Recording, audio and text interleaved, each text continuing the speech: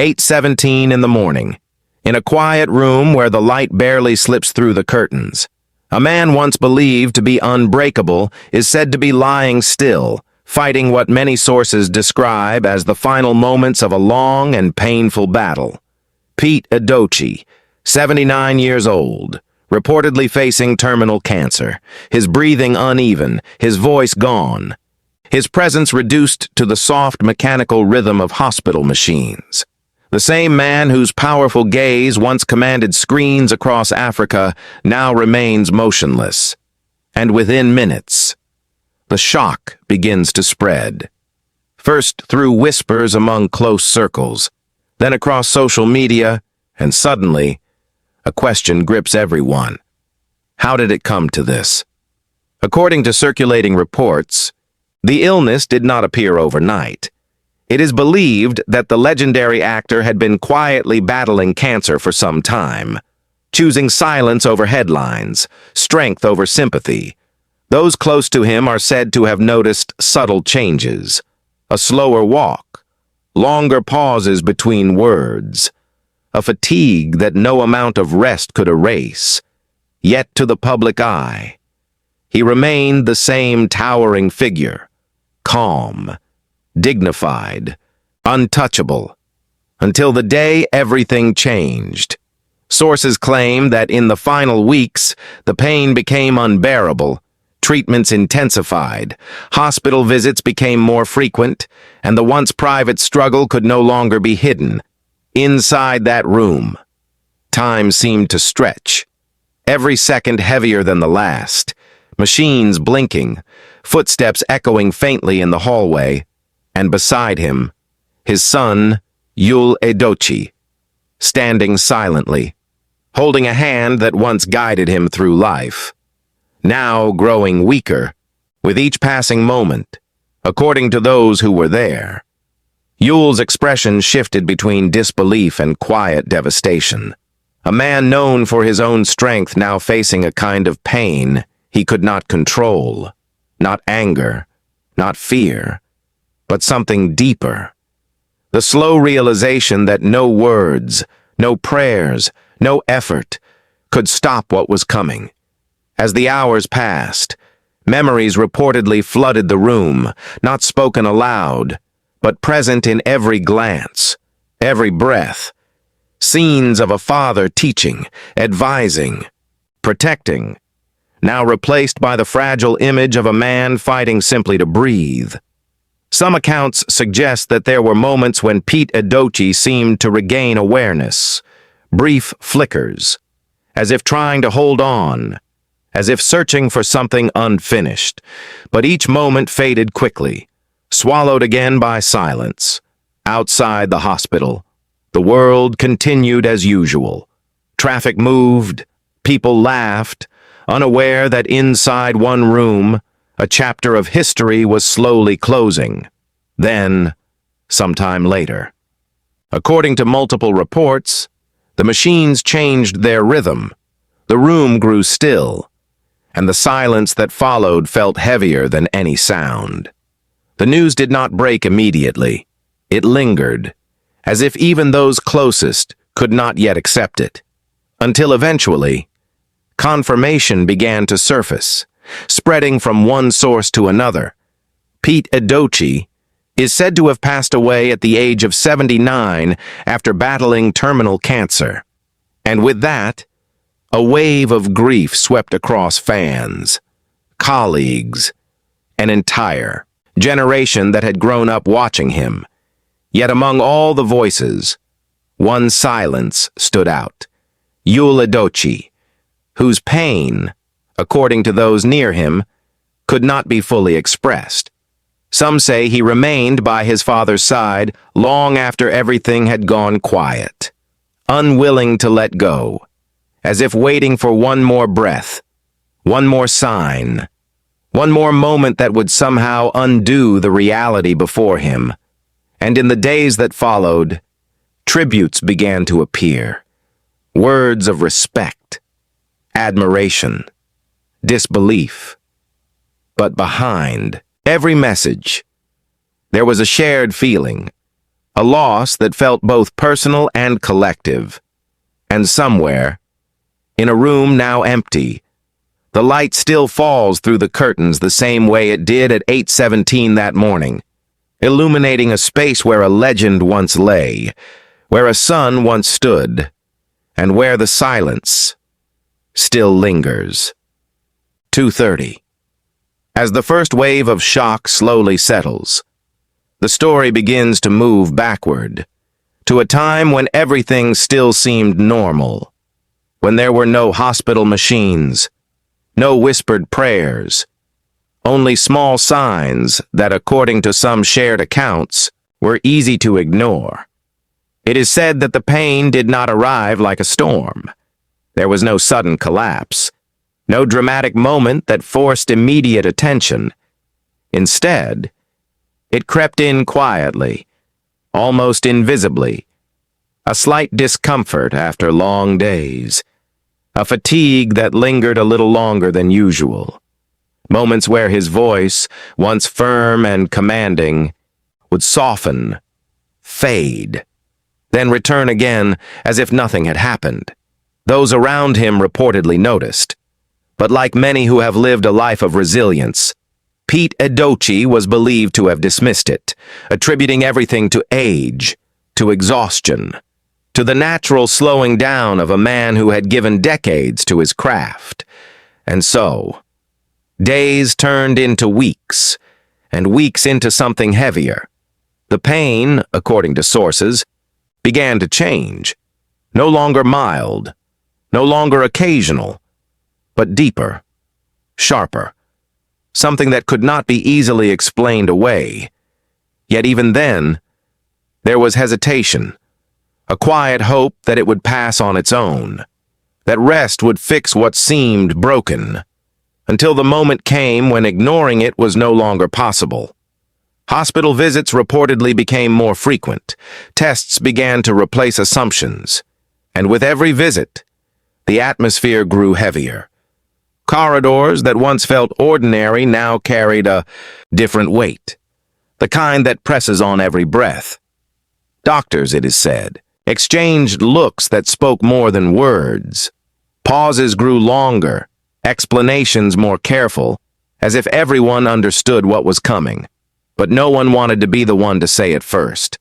And then, that moment, the one that changes everything.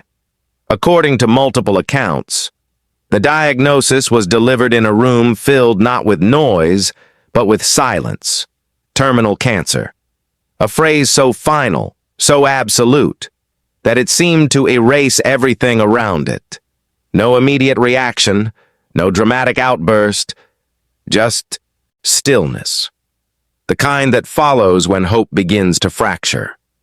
Those present are believed to have struggled to process it, to accept that what had started as something so small, so manageable, had already gone too far, beyond control, beyond reversal.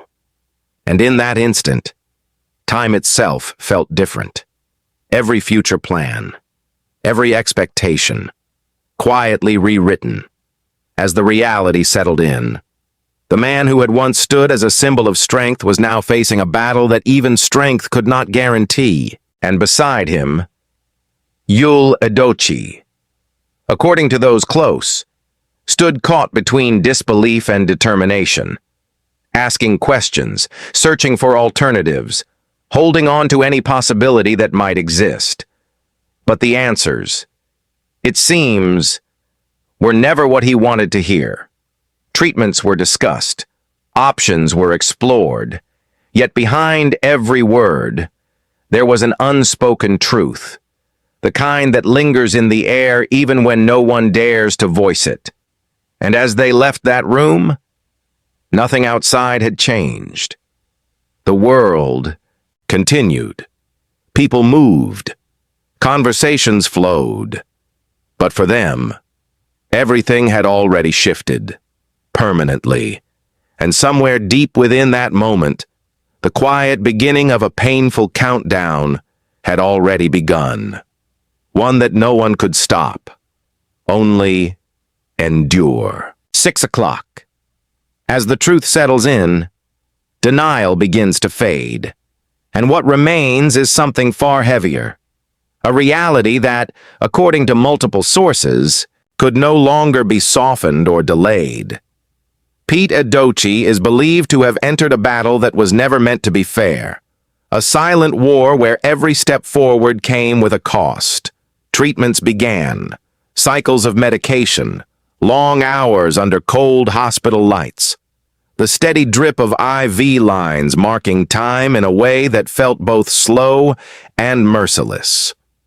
It is said that the family chose to keep much of it away from the public eye, not out of secrecy alone, but out of a quiet desire to protect what little peace remained, to preserve dignity, to hold on to moments that still felt like him. Yet behind closed doors, the reality was impossible to hide. The pain, according to those who witnessed it, showed itself in the smallest details, in the way his hands trembled when trying to adjust the blanket, in the pauses between breaths that seemed just a little too long, in the effort it took simply to sit up, something that once required no thought at all, now becoming an exhausting task, and perhaps most striking of all, the eyes. Those same eyes that once carried authority, intensity, presence, were said to be changing, losing their sharpness, their certainty, replaced instead by something quieter, something distant, as if the weight of the battle was slowly dimming a light that had once been impossible to ignore. And beside him, Yul Edochie, according to accounts, never truly stepped away, moving between hope and helplessness, watching each stage of the treatment unfold, asking questions that had no clear answers, holding on to moments when his father seemed slightly stronger, only to feel that hope slip again when the pain returned, stronger, deeper, more relentless.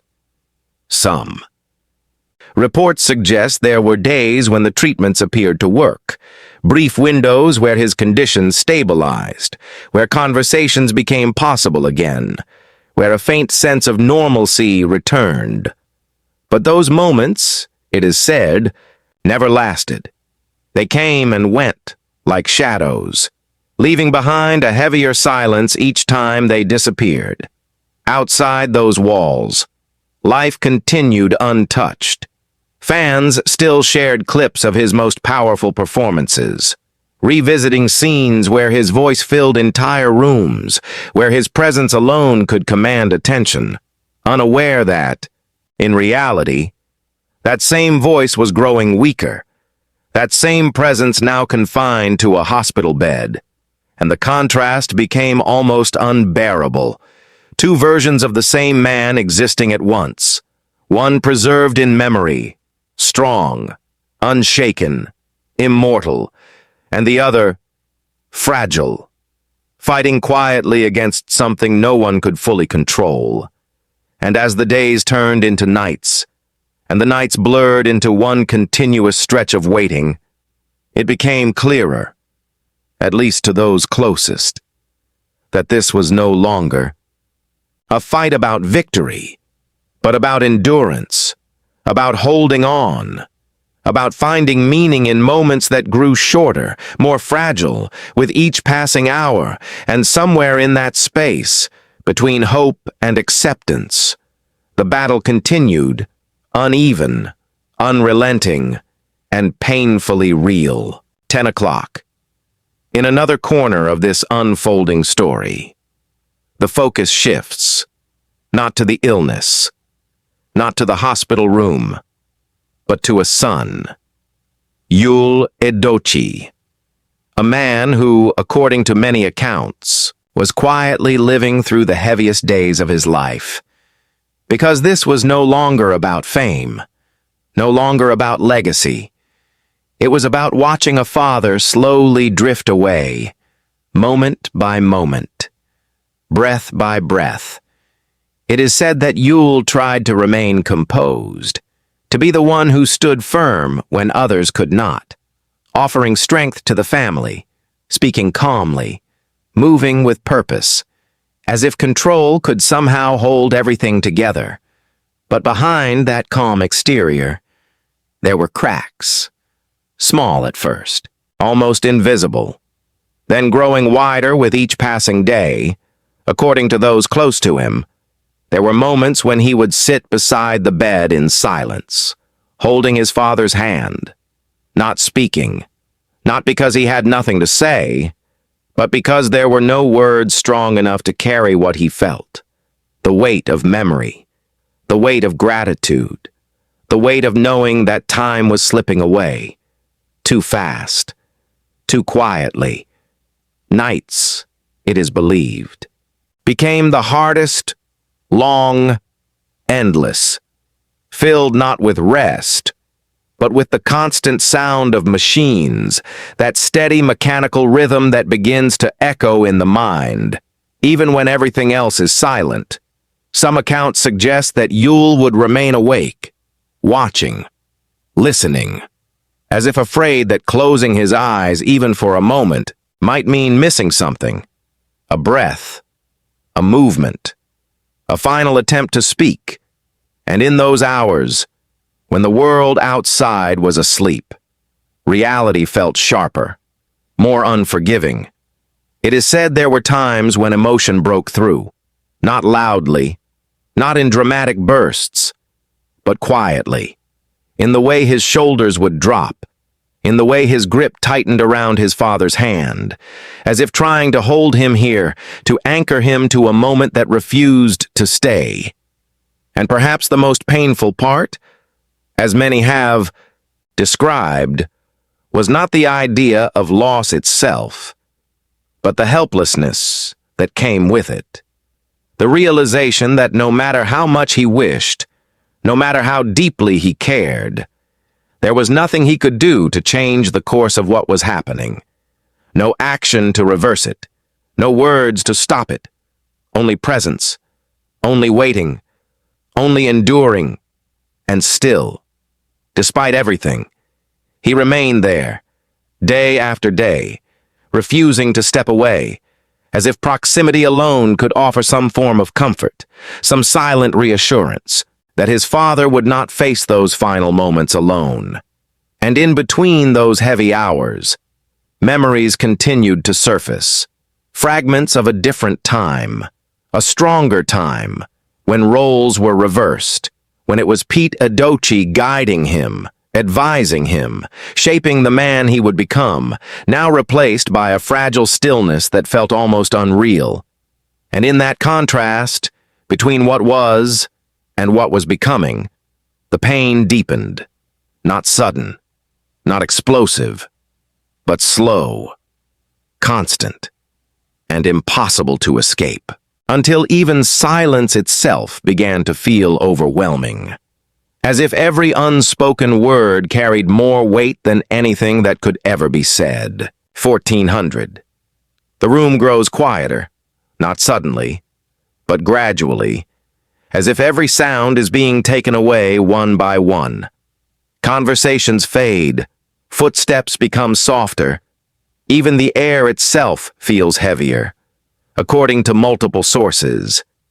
This was the moment when hope was no longer spoken aloud, not because it had completely disappeared, but because everyone in that room understood, without needing to say it, that something irreversible was approaching. The machines continued their steady rhythm, but now, every sound they made felt louder, sharper, more final, each beep no longer just a signal, but a reminder that time was running out. It is said that Pete Edochie's breathing had changed, slower, more fragile, each inhale requiring more effort than the last, each exhale lingering, as if the body itself was hesitating, unsure whether to continue. The kind of silence that followed between breaths stretched longer than before, long enough to make every second feel uncertain. And in that stillness, everyone waited, not for recovery, but for something they could not bring themselves to name. Yul Edochie, according to those present, did not move, standing close, eyes fixed, as if afraid that even the smallest distraction could cost him something irreplaceable, his hand still holding his father's, tighter now, as though strength could somehow be transferred through touch, as though presence alone could delay what was coming. No words were spoken, not because there was nothing to say, but because everything that mattered had already been said, in the days before, in the years before, in a lifetime that now felt impossibly distant. Some accounts suggest that there were brief moments, almost imperceptible, where it seemed like Pete Edochie might respond. A slight movement, a faint shift, something so small it could barely be confirmed, yet enough to make everyone hold their breath, hoping, just for a second, that the moment could stretch, that time could pause. But those moments faded as quickly as they came, replaced again by the slow, steady decline that no one could stop. And then, according to several reports, it happened. Not with drama, not with noise, but with a single change. The machines, once rhythmic, began to alter their pattern. The beeping stretched, elongated, until it became something else entirely, a sound that filled the room, cutting through the silence, leaving no space for denial. Time seemed to freeze. No one moved. No one spoke. Because in that instant, everything had already been understood. Yul, it is said, remained where he stood, still holding his father's hand, not letting go, as if the act itself could hold back reality, even for a moment longer. But the room, the machines, the stillness, all confirmed what no one wanted to accept. A legend, a father, a presence that once felt permanent, was gone. And yet, the silence that followed felt even louder than the sound before it, pressing against every wall, every breath, every memory, until it became almost unbearable. And outside, the world continued, unaware, unchanged, while inside that room, everything had already shifted, forever, leaving behind only a space, a stillness, and the faint echo of something that had just slipped away. 1800. After everything, the room no longer carries the tension it once held. The machines have gone silent. The urgent movements have stopped, and what remains, according to many accounts, is something far heavier than noise, an emptiness that seems to settle into every corner, into every object, into every breath, the kind of silence that does not comfort, but lingers, pressing down, refusing to leave. It is said that Yul Edochie could no longer hold himself together in the same way. The strength he had carried through the previous hours slowly giving way, not in a sudden collapse, but in small, undeniable signs. The way his eyes avoided certain places in the room, the way his steps became slower, heavier, as if each movement required more effort than before. According to those nearby, there were moments when he simply stood still, as though unsure of what to do next, as though the absence in front of him had erased all sense of direction. Because for him, this was not a public figure, not a legend spoken of in headlines, but a father, a presence that had shaped his entire life. Someone who had once filled spaces with authority, with warmth, with guidance, now replaced by a stillness that felt almost impossible to accept, outside those walls. The first reports began to emerge, quietly at first, then with increasing speed, messages appearing across platforms, fragments of information shared, repeated, amplified, until the news could no longer be contained. Pete Edochie, according to circulating confirmations, had passed away at the age of 79 after a battle with terminal cancer. And with that, a wave of shock moved through the public, fans reacting with disbelief, many returning to old scenes, replaying moments where his voice carried weight, where his presence felt unshakable. Colleagues began to speak, sharing memories, stories from sets, from conversations, describing a man whose impact extended far beyond the screen. Words of respect, admiration, grief, filling the spaces where silence once was, yet inside the family. Those words held a different meaning, because no tribute, no performance, no legacy could replace what had been lost. It is said that in those first hours, the house felt unfamiliar, as if something essential had been removed, leaving behind only echoes. Familiar objects now carrying unfamiliar weight. Chairs that once held conversations now standing empty.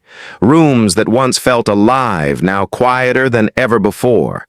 And in those quiet spaces, memories began to surface, not as grand moments, but as small fragments.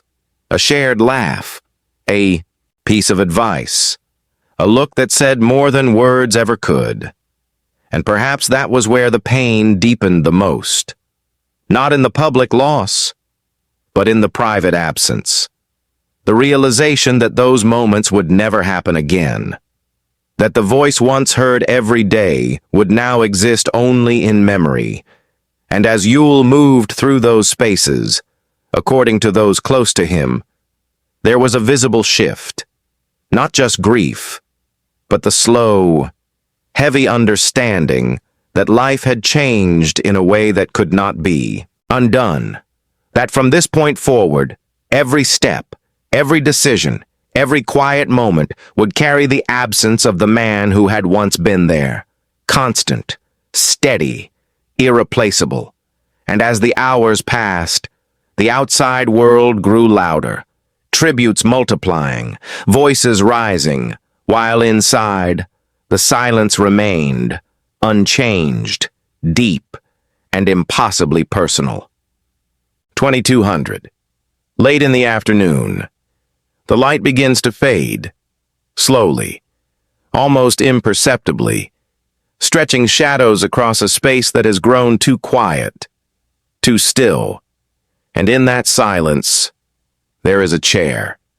The same chair where Pete Edochie once sat. Unmoved, untouched, exactly as it was, as if time itself has refused to pass through that corner. According to those present, no one dares to sit there, not out of instruction, but out of something deeper, a quiet understanding, a feeling that the space still belongs to him, that disturbing it would somehow make the absence too real, too final. The curtains nearby shift gently as a soft breeze moves through the room, the fabric trembling slightly, catching the last traces of daylight.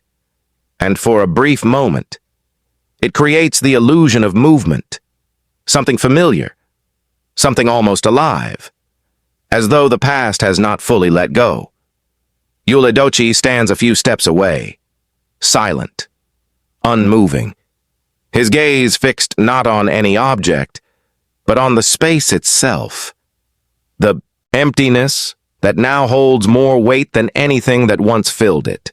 According to quiet observations, he does not speak, not because there is nothing left to say, but because words would only break the fragile stillness that has settled around him.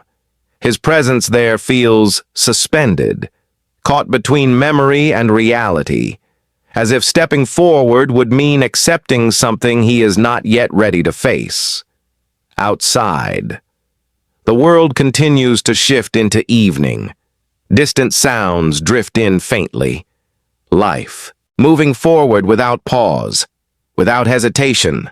But inside that room, time lingers, stretched thin, refusing to move at the same pace.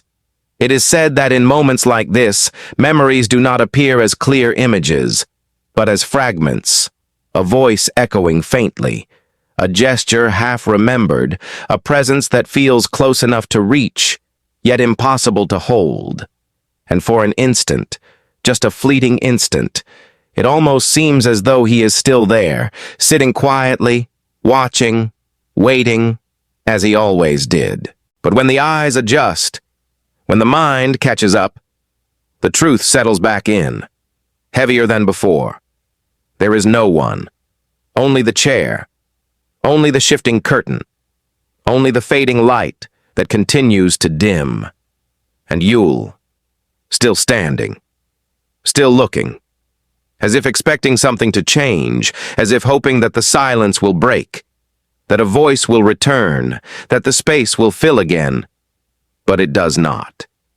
The breeze slows, the curtain falls still, and the room remains exactly as it is, holding on to an absence that feels endless, stretching forward, without sound, without movement, without end.